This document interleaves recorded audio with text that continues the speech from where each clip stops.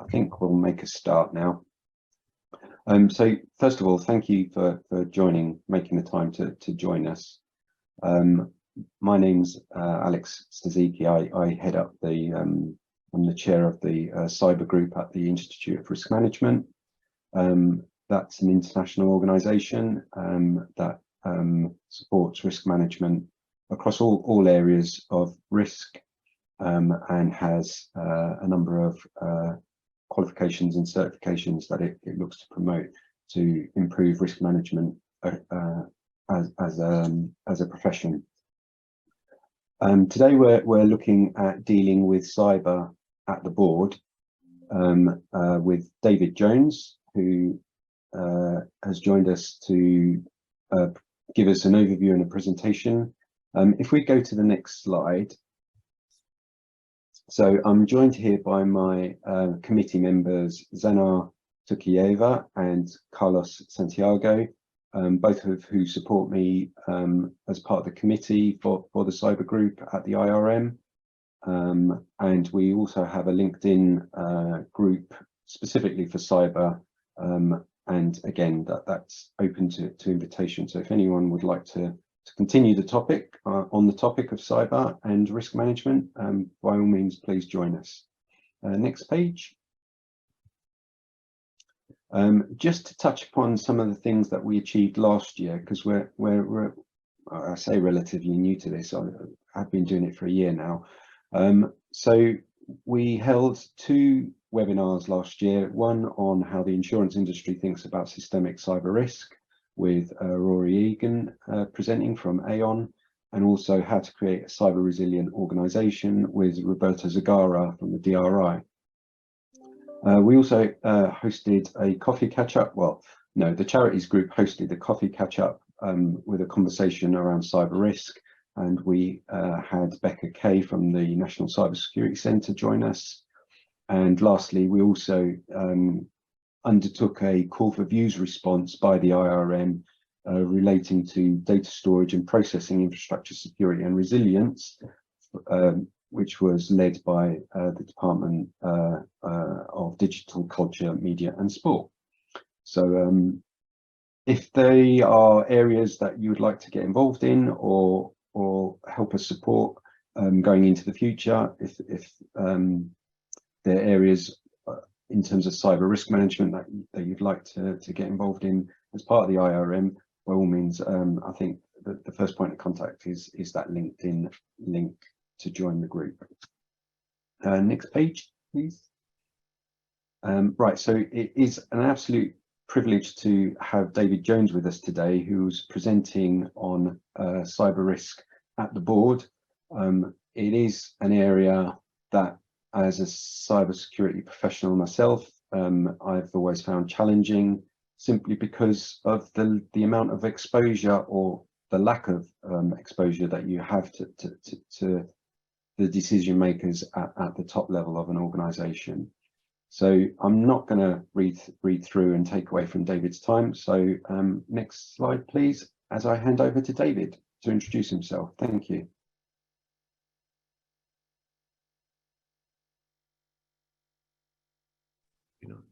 Can everybody hear me? Yes, we David. can, yeah. Yep. Just before we start, David, sorry for interrupting. I just wanted to mention to everyone that's hearing to us now that we are recording this live session so that we can make it available for everyone afterwards. Thank you. Thank you. Great, thanks Carlos, thanks Alex, and thanks to all of your colleagues at the RO. It's a privilege to be here and run through this presentation today. I've got a lot of slides to go through, but this agenda is something that I'll try and keep to as much as we can. Please feel free to fire questions in the chat, and Zawai is going to keep a close eye on those, and we'll hopefully be able to pick up some of these questions in blocks as we go through. So just really briefly in terms of where my background sits. I was the CTO of a travel and leisure group for about 10 years. I then ran a software startup for another 10 years, and then effectively did a third decade, if you like, working in the private sector as a non-executive and an angel investor, mainly in small technology companies. And across around about 9 years, did various bits and pieces in cybersecurity, which I can perhaps touch on a little bit later. Now, I effectively work full-time in governance. So as you can see there, my current roles are I'm non-executive at Ofcom, which is the UK's regulator that covers pretty much everything to do with communications. And that's got a wide brief. It includes broadcasting, so it includes public service broadcasting in the UK, it includes the telecoms industry. We've also got a remit over video sharing platforms, and there's some legislation going through Parliament at the moment, which will effectively give Ofcom regulatory powers for all the social media platforms as well. I'm a non-executive at Qualifications Wales, which is the Welsh body that regulates exam assessments below the age of 18 within Wales. And I'm a non-executive at Ofwat, which is the economic regulator for the water industry. So I sit at board level on all those three organisations, and also I sit on the audit committee. And one of the themes I think I'll try and bring out over the next 45 minutes or so is how the board and the audit committee are really interlinked in the way in which they look at risk. Previously, I've got a couple of other boards that I've sat on there as well, relatively large organisations, mainly in healthcare within Wales. So I guess it's always sensible, if you're going to do the boring stuff, that you should get out of the way early. So I'm going to talk about governance structures and governance committees. So please try not to fall asleep during this stuff, because you might miss some things that could be interesting a little bit later on. But I think it is important just to give an idea, because for those that haven't really had much exposure at the board, it can seem really quite opaque, some of these structures. So let me go through them quickly. If I start talking about the board composition typically for an organisation, and certainly in the UK, this applies to public sector boards. It certainly applies to private sector and commercial boards as well. The composition is typically what I've got on the screen here. So you've got an individual who's the chair and a set of non-executives, such as me, who effectively report up to the chair. So the chair and the non-executives are going to be part-timers, and they're going to be individuals who haven't necessarily got a whole ton of experience in the sector, and certainly not the organisation for which they sit on the board. Now, when you say that for the first time, you can absolutely understand why it might raise some eyebrows. Why would you possibly want individuals at the board level who haven't necessarily got sector experience? And I'll step through that as we talk about risk and this concept of governance and risk. The chief executive officer will sit on the board, and then there'll be a set of executive officers as well, and also not formally a member of the board, but there'll be an individual who acts as a corporate governance officer, who's kind of the glue, if you like, between the executives and the non-executives. And again, just to be clear, the chair, that individual, is a non-executive, and the chief executive clearly is part of the executive team. So by way of example, I've got a quick slide here of a company that's based very close to where I live in Cardiff and Wales in the UK, and which is Admiral, which is a large insurance company. And you can see the list of about 10 or so members of the board there. And I've highlighted two of those in blue. I've highlighted the chief executive and the chief financial officer. Those are the only two executives that sit on this particular board. So it's a FTSE 100 company, very successful, very well-reputed business. And they only have two individuals who are full-timers in the organisation. So that just underscores this point about the balance at the board being tilted absolutely towards non-executives. Let me move on to another example, a board that I sit on. This is Ofwat, and you can see here I've highlighted again in blue the chief executive in the top right-hand corner, and the bottom three individuals I've highlighted there, they're executives, and you can see here how there's a balance of non-executive versus executives. And the idea behind governance at the board level in organisations, and also at the audit committee, is that it has individuals who can put outside scrutiny and challenge into a company or into a public sector body. And that's particularly interesting, I think, from a cyber perspective, because so often in cyber, and I'm sure that you've talked about this within the group previously, there's this real challenge about seeing cyber. Is that a risk thing or is that a technology thing? And the whole point of having governance from externals is that they're able to see through and put strategic challenge in place that hopefully cuts across that kind of question. So I've talked briefly about the role of the non-executives versus the executive, and it's essentially to put that external scrutiny in place. So, as an example from a cyber perspective, it could be the case that internally in your organization, you're really concerned about, let's say, ransomware. And one of the jobs of the non-executives would be to say, how do we know that ransomware is likely to affect us? How do we know that that kind of threat is something that really is going to be appropriate for us?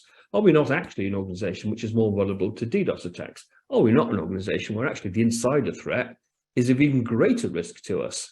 And those are the kind of fundamental questions which sometimes can get overlooked in the heat of battle. If you're a hard-pressed CISO, for instance, and you're constantly fighting to make sure that your end users can get operating system updates, for instance, there's always going to be budgetary pressure. There are skills issues, and we'll touch on that as I go through the presentation. Occasionally, if somebody can effectively put their foot on the ball, stop playing, say, hang on a second, are we talking about the wrong thing here? That's the role that you want non-executives to play.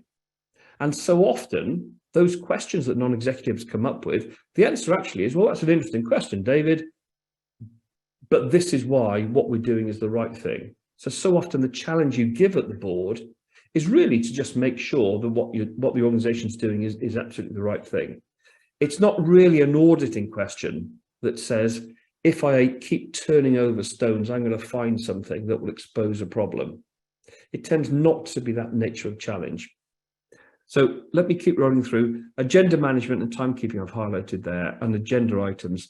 Board meetings are not 2-3 day events where the board is able to dip into subjects and spend an hour or two looking at them in the kind of granularity which will be undertaken by the executives. They're often very short. I've highlighted here a usual board meeting, a typical board meeting.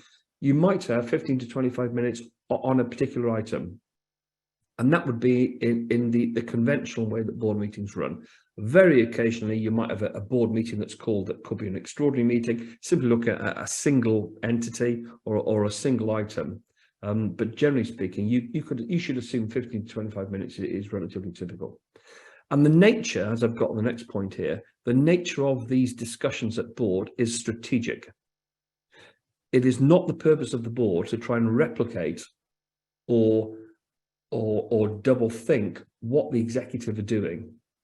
You get a chief executive who will give an update on current and emerging issues, but the board's role is always going to be strategic. So again, toward the end of the presentation, I'll talk about strategic cyber threats and how they're very, very different from today. We happen to have a particular concern about emails coming to us, let's say. So just finishing off there in terms of the way that these board meetings can sit, they will always get reports from committee chairs. So again, when I talk about the audit committee versus the board, the audit committee sits underneath the board typically, but the chair of the audit committee will give reports up to the board. And it's the job of the audit committee to look in much more detail. And that is especially the case with cyber. So the kind of thing you would talk about with a board level on cyber would be, here's the nature of the threat that might face us as an organization. Here's the way in which we're starting to respond to that threat. And finally, and it links, I think, to the point that you made, Alex, earlier, which is there will often be presentations at board meetings from non-board members. So if I just scoot back up a second, let's say to this board at Admiral, there's only 2 executives on there. Neither of those individuals will be a cybersecurity expert. So at the point where a cyber item turns up at the board, you will be getting people coming into the board.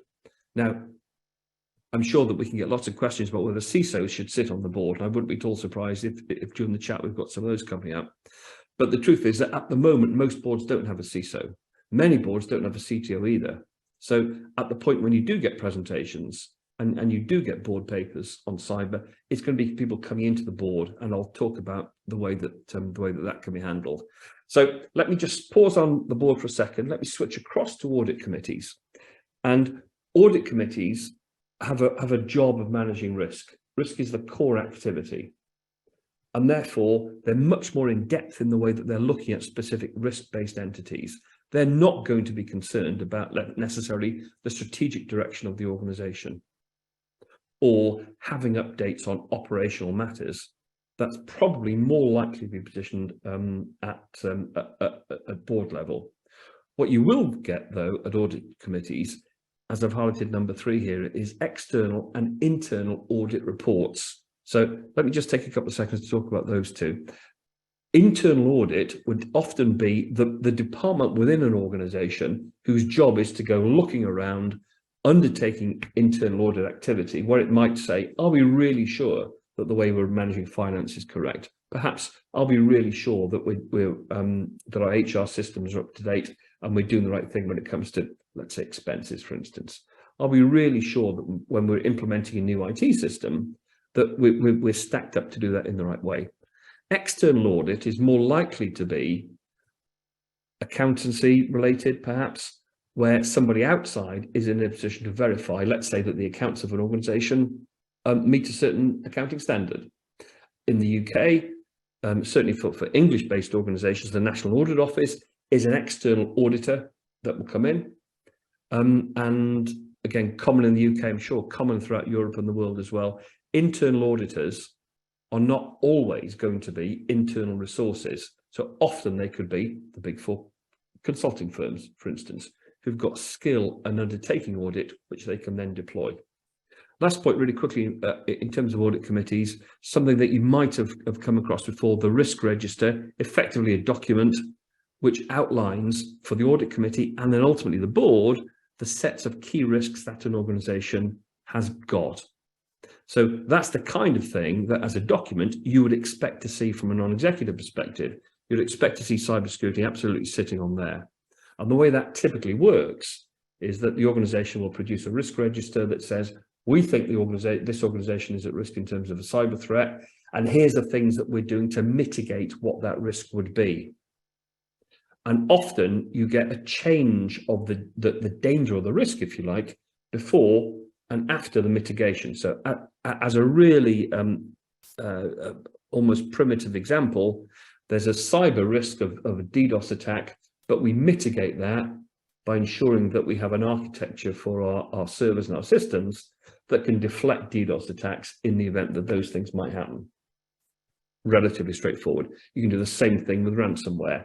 You might feel the organization's under a threat for ransomware, but you might feel that a mitigation could be insurance, for instance, or it could even be, we've actually got a whole set of Bitcoin sitting in a safe somewhere because we have to take a view that if we do get a ransomware attack, we're prepared to pay a ransom. And I'll touch on some of these issues in a second. Right, I'm just going to pause there for 1 second. Do we have any questions, Zawar, that have come in that it could be appropriate to take at this time? Not yet, David, but yeah, once some questions will come up, I definitely will start to raise. Thank you. That's great. Let me step through it. So, presenting to the board, as we've got here, the job of non-executives is to come to a meeting and be able to ask questions based on the papers that have been presented to them. So it's the job of non-executives to read all the papers. And you can't, to be honest, do your job as a non-executive unless you come to the board meeting prepared. It's a bit of a joke, really, that says that being a non-executive has got a great joy about it, which means at the end of a meeting, you've never got any work to do. So nobody ever comes out of a board meeting as a non-executive with a little to-do list, but they've got a whole load of work that they have to do before the meeting starts. But even though you know that every non-executive will have read the papers, if you're in a cybersecurity role and you're presenting to a board, absolutely be ready to provide a brief summary at the start of the meeting of the key points that you've got in your paper. And there's a key further point I'm going to come to in a minute on that. You will then, after you've made your presentations, get questions from the non-executives. And different non-executives work in very different styles.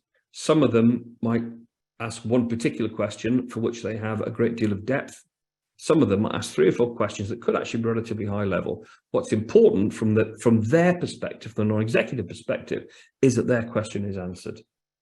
So the kind of things that you can get could be, to be honest, all over the place. There could be some strategic ones and there could be some very detailed ones. So I would say, and this touches on point number 4 that I mentioned here, if you're coming in with a team of people, part of the job of presenting at board is to know how you can position those questions so they can be answered by absolutely the right person.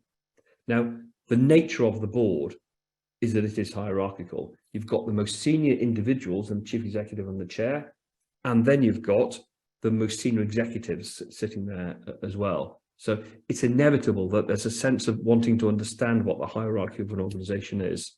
But, and this is point number 5 I've got here, I think it's really important that if you're, let's say, a CISO and you're bringing in a couple of colleagues, and I'm making this up, but maybe you bring in 2 colleagues, one of whom works on the architecture side, one of whom might work on the human factors side, make sure that those individuals and managers below you are answering the questions which are appropriate, and don't try and overly impress the board with the fact that you happen to know everything if you're the CISO.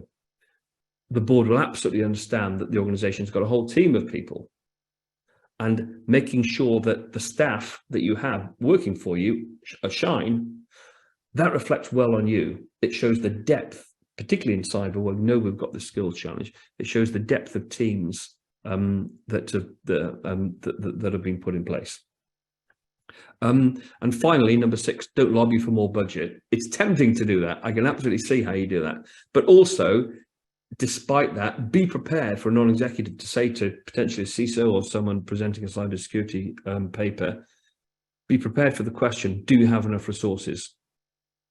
Now, clearly there's a tension here, because if you're running cyber for an organization and you're lobbying hard for resources internally, but ultimately up to your chief executive, you don't want to expose that difficult tension in front of the chief executive.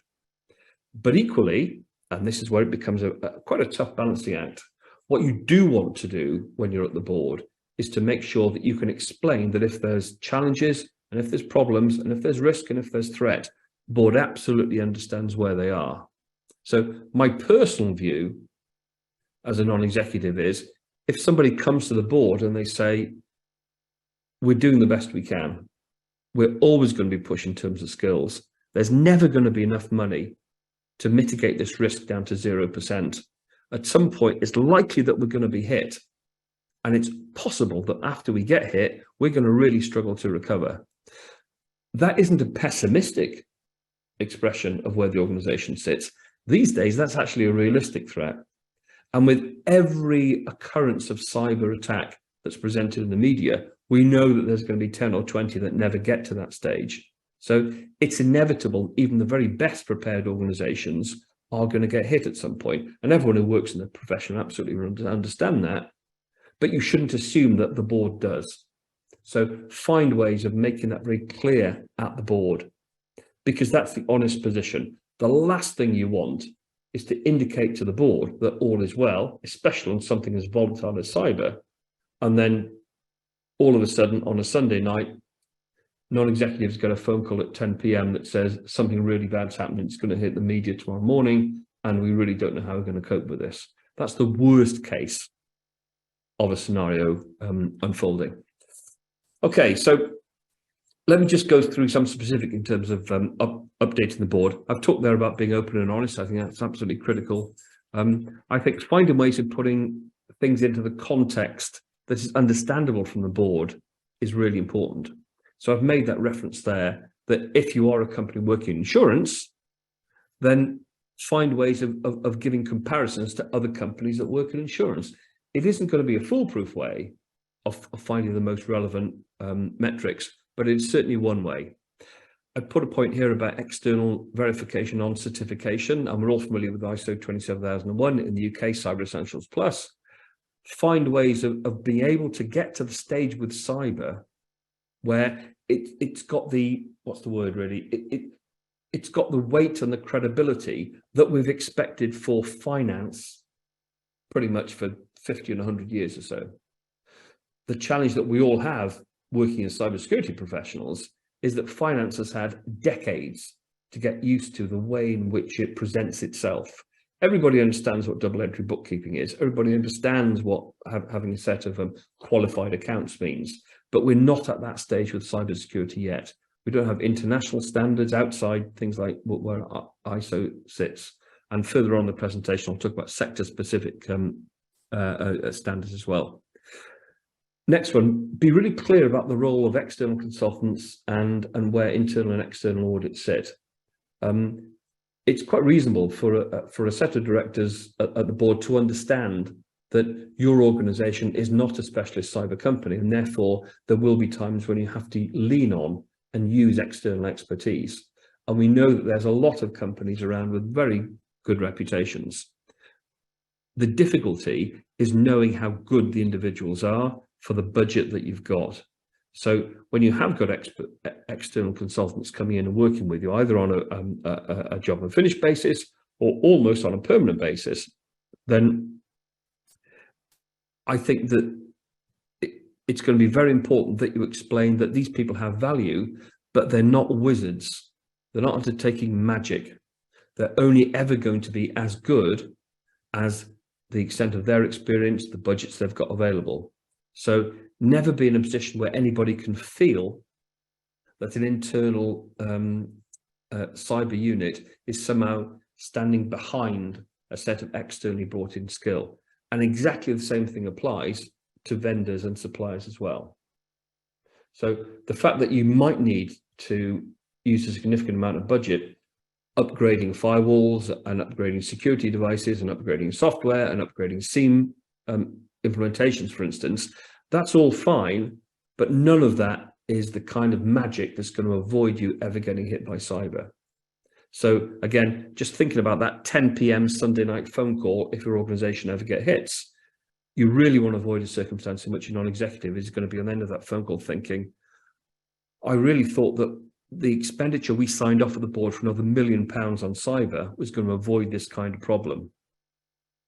So just a little perspective there of the way that thought process can run. And again, I've made this point already. If you think it's inevitable, then absolutely say it's going to be inevitable, because that final point about the inevitability of a hit means that you should be spending a significant part of your budget on recovery. And again, that can be a painful thing for some boards to hit, because money on recovery effectively says, okay, so what are you doing? You're giving up here? You're just assuming that your defense is going to be insufficient? Well, it doesn't, as we all know, cyber doesn't work like that. This is a place where the defense is never going to be able to meet the offense, particularly when you're dealing obviously with state-sponsored actors. I'm going to draw a breath for a second just to see if we've got any questions in the chat that have come up. Sure, David, we have a lot of questions. Let me start from the first one. Thank you everyone who posted questions. So the first one, what role should the board play in setting risk appetite for the cyber risk? I would say that the role of the board, certainly in my experience, the lead in terms of understanding risk appetite has actually come from the audit committee. But the question absolutely still stands. And I think the way of unlocking that question is to really see where your particular organisation sits. So to give you a really good example, in the UK, the National Cyber Security Centre have written a very, very interesting blog about their own website. And they've taken a view that says, if their own website gets hit, because behind that website there are no operational systems, then they've asked themselves the question, will it be embarrassing if the National Cybersecurity Centre has their website defaced, their public-facing website? To which the answer is clearly yes. That's kind of a front-page story potentially in the UK. But is that the end of the world? Well, it kind of isn't really, no, because it doesn't affect their operational work. And they've been very honest about that. So the way of getting to the nub of that point about risk appetite, I think, is absolutely to say, what's the most important thing that we have in this organisation? And when you answer that question, you're in a position to say, well, of the 50 things that we do, the 50 systems that we've got, maybe there's only 10 of those which are absolutely fundamentally core to the organisation.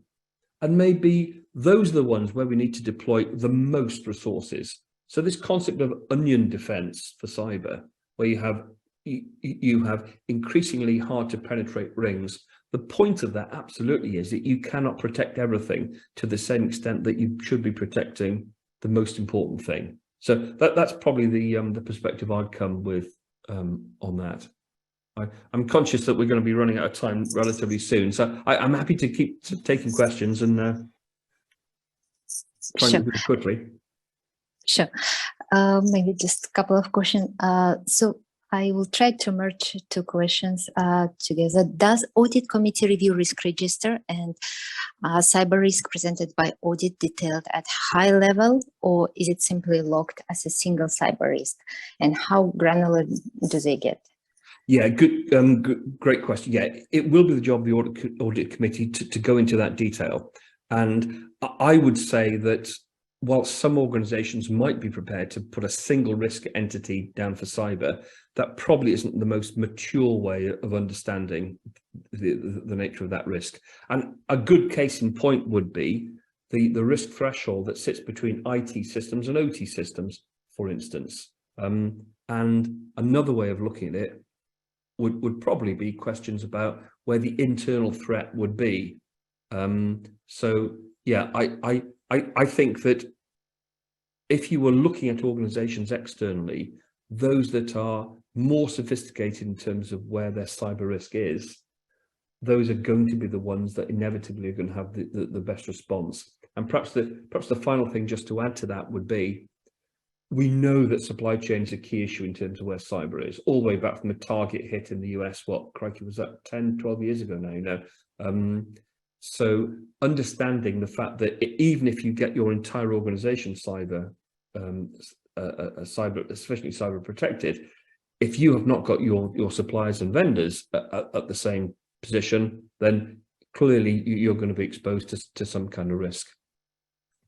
Okay, so let me keep jumping through this. Update to the board.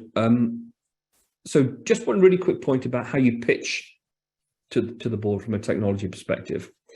Expect there to be one person on the board who's going to have some degree of technical capability. It may not always be the case, but don't be surprised if you get a relatively technical question that gets posed to you. From my experience, the trick to answering that correctly is by almost giving two answers. It's absolutely taking that question head on from a technical perspective and giving the appropriate granularity to respect the question. But also, and this is almost where the finance and cyber thing I think is quite interesting, because everybody on the board is going to have capability of putting challenge in terms of finance questions. Are we going past our budget? Is cash flow going to be an issue for us? What's the capex versus the revenue spend? There's a whole ton of things that everybody really understands at the board level. On cyber, that really isn't the case. But rather than identifying a single individual, often a non-executive, who might have the most experience of cyber, it's always going to be, I think, really valuable to position an answer in a way that can also be understood by everybody else. So just stepping back for a moment, the reason why I think this is a fascinating topic is that it's not going to exist in 10 years' time. In 10 years, boards are going to have a much more mature and sophisticated way of thinking about cyber risk. And it'll move more to this idea of finance, where everybody really understands what proper scrutiny is in terms of finance. But today, we are in this position, inevitably, where the kind of people that will serve as non-executives, often they won't have the experience of asking the right challenging questions in terms of cyber. Okay, so let me keep going. This is an interesting question. What happens in an organization when there's some internal challenge that goes on, and how does that get exposed at the board? So at the point, let's say, where a CISO believes that there's perhaps a greater degree of risk than the chief executive might think is appropriate, how does that kind of thing get mapped out? To which the answer is probably not best to do that at board. The last thing you really want to do at board, if you're a CISO, and I talked about this before, is this idea of kind of pitching for budget or having a way in which there can be a significant disagreement. That isn't really going to work. Not just because it inevitably the tension of that question is what's going to get the folks at the board. Just think about the non-executive's role for a moment. They're operating on a strategic level. They may be working 2, 3, or 4 days a month in this organization. They haven't got a chance to think of anything other than strategy. So if you present to the board a bit of friction between, let's say, a chief executive and let's say a CISO, then what that's really going to do is prompt in the non-executives a thought process that says, crikey, if there's a tension here about cyber, what else is there? Is there a tension about sales forecasting? Is there a tension about our operations and our production team? So you've got to be really careful in terms of the way that you can manage these things. And one of the, so that's the bad news and the threat. The good news is that there are ways to mitigate this. And I would say that good organizations will always have very solid induction processes for non-executives, and that will give the non-executives an opportunity to meet the most senior leaders in the team. That's the opportunity for CISOs, people who are running at cyber. That's the opportunity for them to make one-to-one relationships with non-executives, where, again, if there's a non-executive who's got a particular interest in cyber, you can start to have a dialogue outside the formality of the board meetings of the audit committee. Now, you've got to be careful with that. You can't overrun that relationship, but you could absolutely see how it would be appropriate for someone leading a cybersecurity team to update certain individuals at a non-executive level with more technical information, perhaps about monthly reporting, perhaps about things of where there's been a significant change in a vendor, whether it's things like hardware or SIEM services, etc. So that's something to look at fairly early on. So let me pause a second. We've talked about board a lot. I'm going to talk about audit committee, then I'm going to draw them both together. So the audit committee is usually composed of, in terms of the members of the committee, non-executives. So I said earlier that non-executives are kind of these like amateurs that come into organizations, not necessarily sector specific. It gets even worse at the audit committee, because here you've got the committee, which is actually made up entirely of non-executives. The good news is, whilst the committee itself can be just non-executives, that's actually just the formality. What really happens in the meeting is that you have a large number of individuals, including the chief executive, who will also be there at the audit committee meetings. So you might well have board meetings, which are typically perhaps monthly or perhaps bi-monthly. Audit committees will be less frequent, maybe 4 or 5 a year.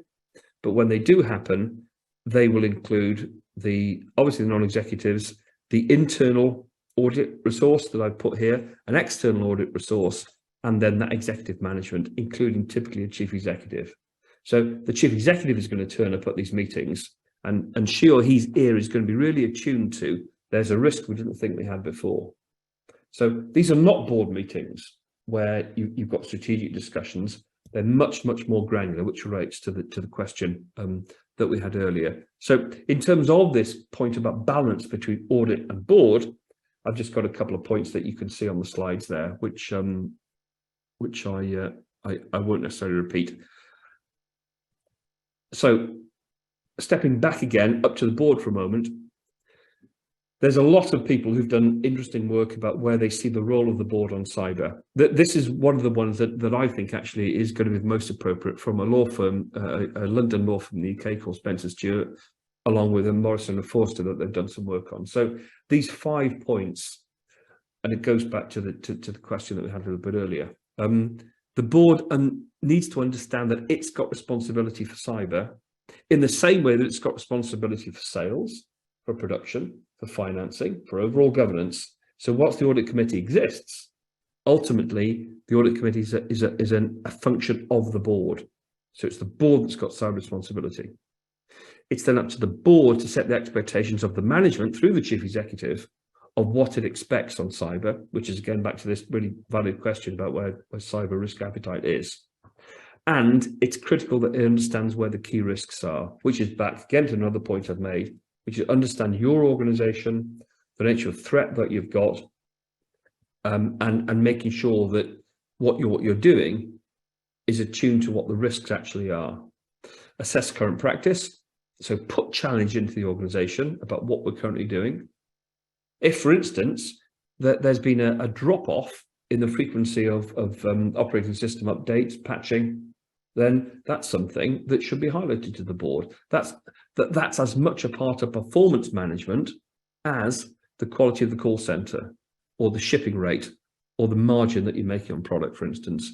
And finally, this point about if the worst happens, the board should understand that it's also got responsibility for planning and rehearsing when the worst case scenario lands. This context of needing to think about what the ultimate mitigation is going to be. Okay, I'm going to take a breather there a second. How are we doing on questions? We have a lot of questions, so I will start from the first one. What is David's view on current concerns in the UK about the cost benefit of cyber insurance? You know, I'm not going to answer that because I've got a couple of slides toward the end of the presentation where I'll cover that. So I'll try and make sure that I can get through quickly. It's a very, very interesting question, and I'll be referencing that to just in a couple of minutes if I can. Sure. Maybe we can move to the next one. What type of cyber matrix rating scores, achievements would be good to demonstrate at board, which gives confidence to the board that organization is doing the right thing when it comes to cyber? Yeah, that's a really good question. And the difficulty, I think, with that is that whilst all the focus these days is on ransomware, there's also a big threat. There's an insider threat. That there's absolutely a threat in terms of supply chain. And one of the things that makes the cyber industry so exciting is that it is rapidly changing. And I would say that the danger of you can fall into Rumsfelds here, and known and then unknown unknowns. So whilst you can address the question of, let's say, ransomware and talk about quality backups, testing the backup and restore process, thinking about where you might sit on ransoms, for instance, you can do all of those things. And then all of a sudden, somebody's going to have a hardware-based attack on you through the front door rather than somebody clicking a link on an email.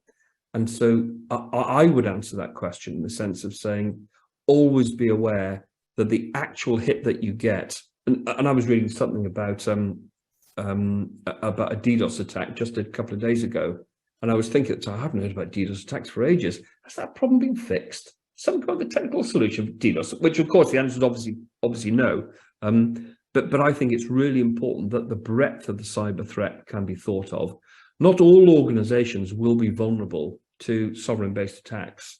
Not all organizations will have the same level of risk of ransomware, for instance.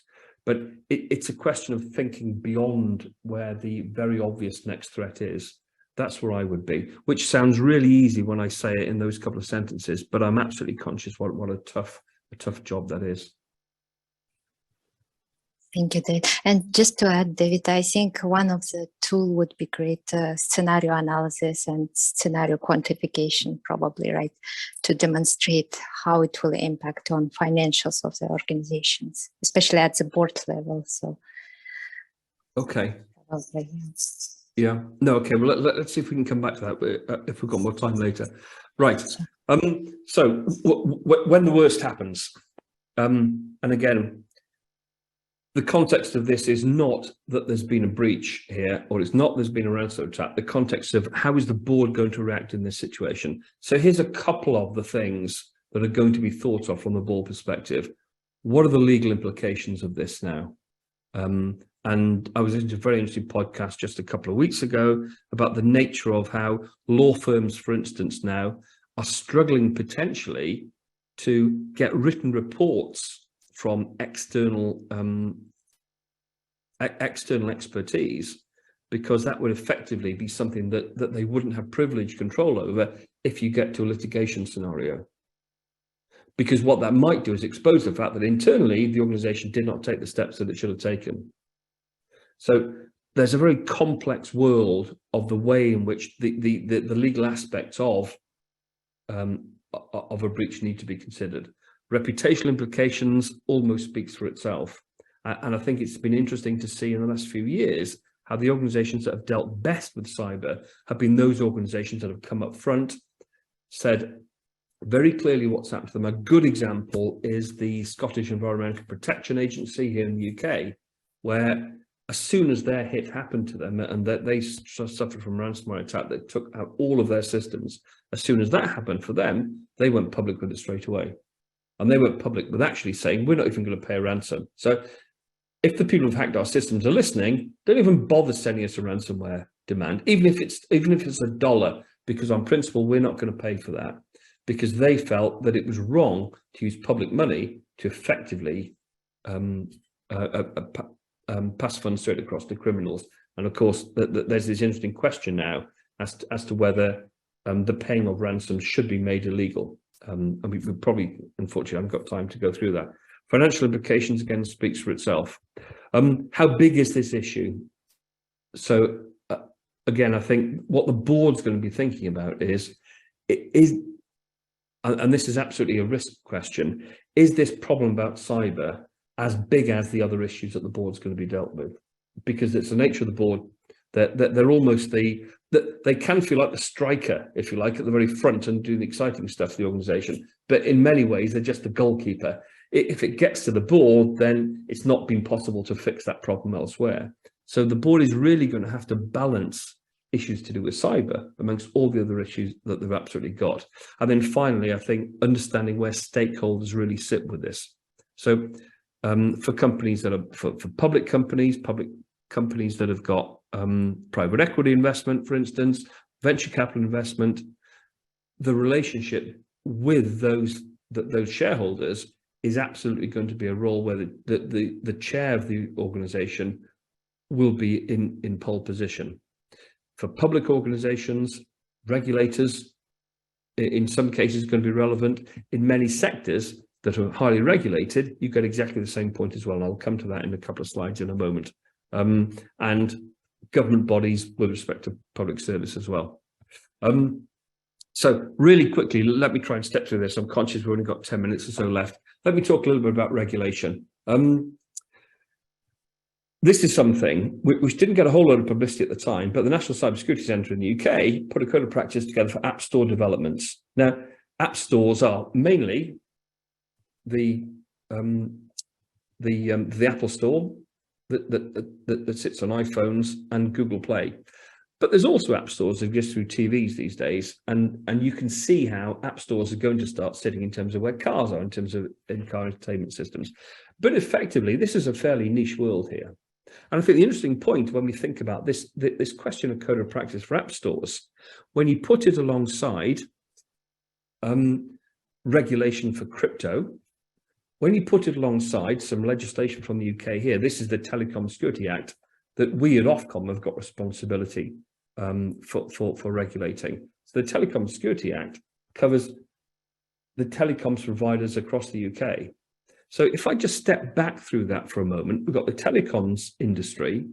There's some stuff on crypto we've got here. There's some stuff on app stores we've got here. So if you think about regulation, then increasingly the way in which strategically cybersecurity is applying to regulated environments is actually becoming quite sector specific. And I think I might have put a slide in. Yeah, here we go. Yeah. So the cyber assessment framework, which covers bodies that manage critical national infrastructure in the UK, and exactly the same thing happens across Europe and the US, obviously, increasingly is starting to say we need to be narrower with the way in which we're thinking about how we regulate cyber in different sectors. Now, I think that's interesting. I think it shows that there isn't now a question of one size fits all in terms of the way government thinks about regulation for cybersecurity. That's a strategic issue that boards should be interested in, particularly for those industries, and maybe part of the financial services is one, or perhaps retail is going to be another one. You should expect that there will be increasingly narrower ways of thinking about the cyber threat. And it's important, I think, strategically to balance that against the broader generic threats. And I've talked many times already today about where we sit in terms of ransomware. Let me talk quickly about policy. And this relates to the question that just came up. So this is the Financial Times. I think it was either yesterday or early this morning, where there's a genuine question, and I'll cut to the next to the next page here. Lloyd's of London prides itself on being able to insure anything, and Tina Turner's legs and Bruce Springsteen's vocal cords get a reference here. But the point is here that by the end of March, and that's this year, there'll be something at one price, which is systemic cyber risk. So the nature of where the cyber threat is at the moment is starting to mean that some insurance companies, or Lloyd's of London in particular, are saying, actually, we're not going to go there. Now, from a board's perspective, if you think about the risk of, you know, a building burning down, there's lots of steps of mitigation. But this is what makes cyber different here, because you've now got this massive insurance underwriter who's prepared to say, we're not going to go there anymore. It's just going to stop, you know. So that's an important point from policy perspective. Let me talk briefly about skills. I think everybody will understand that there's a challenge in terms of skills. And I want to talk very briefly about CyBUC, an organization that I'm doing some work for at the moment. And what that's doing is it's putting together a body of knowledge that in a granular way looks at all aspects of cyber. And you can see here, I'll just read it out: a comprehensive body of knowledge to inform and underpin education and professional training for the cybersecurity sector, written by experts in their field. So I've got a quick glance there, just some of the categories that we've got, and I'll delve into just one of them very briefly, which is security ops and incident management, where we put, my esteemed academic colleagues at CyBUC, I should say, put in place the classic way of defining architecture in terms of where DMZ should be, public networks, private networks, and SIEMs and all the things that go through it. So what this does is to start to, and I've made this point a couple of times, it starts to talk about the way in which the professionalization that we have seen in finance for years arguably needs to start to come to cybersecurity. And CyBUC, certainly my view is that CyBUC is a critical way of being able to address that question of skills. Standards, I've referenced these two, and I'm really conscious that we're at 5 to 2, so I'm going to gallop through these quite quickly, and I'm going to stop there, and we've got just 5 minutes to pick up any remaining questions. Thank you so much, David, for the great webinar. And I just wanted to read some of the questions left. Some people would like to get your view and experience about how much priority cyber is losing when you see surveys like the WEFFGRR 2023 pointing out that other risks such as natural, environmental, and economics are rising up. Yeah. Is it becoming difficult to secure resources to manage cyber? Yeah, I'm going to take that question in two ways, really. Let me take the question of systemic risk for a moment. And we saw the reference there from Lloyd's of London. Climate change is a systemic existential risk. I don't think there's anybody around that wouldn't agree with that at the moment. And I think cyber is a similar systemic existential risk. And you can see how, and ransomware is an example, if you have a threat to an organization which takes out all of its IT systems, then I think I read some stats fairly recently that said something like a third of the SMEs that get a ransomware hit go out of business within 2 or 3 years after that point. So I think in a way, the question of climate change risk helps the question of cyber risk. It doesn't elbow, one doesn't elbow the other one out. It enables the board to think about what stuff could go wrong here, which is actually going to potentially destroy the organization. And the nature of thinking, and I'm talking to the Institute of Risk Management, so you'll absolutely get this. The nature of the thinking you need to deploy, I think, is similar across both of them. Clearly, there's a very different type of threat, but the questions that you ask are going to be very similar. And let me touch on the second part of that question, which is absolutely about the one about resources. There's never going to be enough money, is the truth of it. If you want to be absolutely cyber safe, then you need to put half of your available cash into it, and you need to reduce the number of systems that you have running electronically by 90% as well. And then everyone's using typewriters and writing on paper, and you can see where this kind of thing ends up. But what it is going to force organizations to do increasingly is accept the fact that no budget is ever going to be enough, and therefore more smart thinking will be necessary. And a lot of that is about human factors and training. A lot of it is this question of thinking about where the most valuable crown jewels, if you like, of the organization sit.